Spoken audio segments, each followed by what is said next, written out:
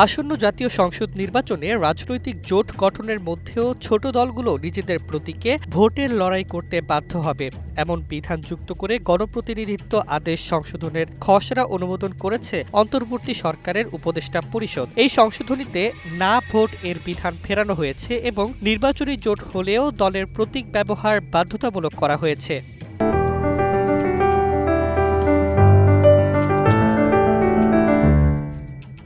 ঢাকায় তেজগাঁওয়ে প্রধান উপদেষ্টা অধ্যাপক মোহাম্মদ ইউনূসের সভাপতিত্বে বৃহস্পতিবার বৈঠক শেষে আইন উপদেষ্টা অধ্যাপক আসিফ নজরুল ও প্রধান উপদেষ্টার প্রেস সচিব শফিকুল আলম সাংবাদিকদের ব্রিফিংয়ে বিস্তারিত জানিয়েছেন। খসড়ায় বলা হয়েছে, এবার সেনাবাহিনী, নৌবাহিনী ও বিমান বাহিনীকেও নির্বাচনী দায়িত্বে রাখা যাবে, যাতে আলাদা আদেশের প্রয়োজন না হয়।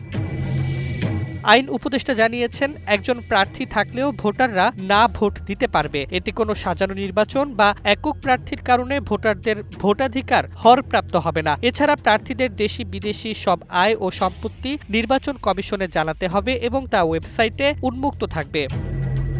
ছোট দলগুলোর জন্য এটি বড় ধাক্কা। আগে তারা বড় দলের প্রতীকের আড়ালে জোট গড়ে ভোটের ঝুঁকি সহজে পার হয়ে যেত। যেমন বিএনপির সঙ্গে জোট করলে ধানের শীষ বা নৌকা প্রতীকের ব্যবহার করত, কিন্তু এবার সেই সুযোগ বন্ধ করা হয়েছে। আইনজীবী ও রাজনৈতিক বিশ্লেষকরা বলছেন, এটি ভোটের স্বচ্ছতা বাড়াবে এবং রাজনৈতিক জোটের ভারসাম্য নতুনভাবে নির্ধারণ করবে। এছাড়া সংশোধিত আরপিওতে জামানতের পরিমাণ ২০,০০০ থেকে ৫০,০০০ টাকা বৃদ্ধি, প্রবাসী ও নির্বাচন কার্যক্রমে যুক্তদের জন্য পোস্টাল ব্যালট এবং ভোট গণনার সময় গণমাধ্যম কর্মীদের উপস্থিতি নিশ্চিত করার বিধান রাখা হয়েছে। সংক্ষেপে, এই সংশোধনী নির্বাচনী জোটে ছোট দলগুলোর প্রার্থীদের স্বতন্ত্র প্রতীকে লড়াই বাধ্যতামূলক করে, যা ভোটের স্বচ্ছতা ও জোট ব্যবস্থার সমন্বয়কে নতুন মাত্রা দিয়েছে।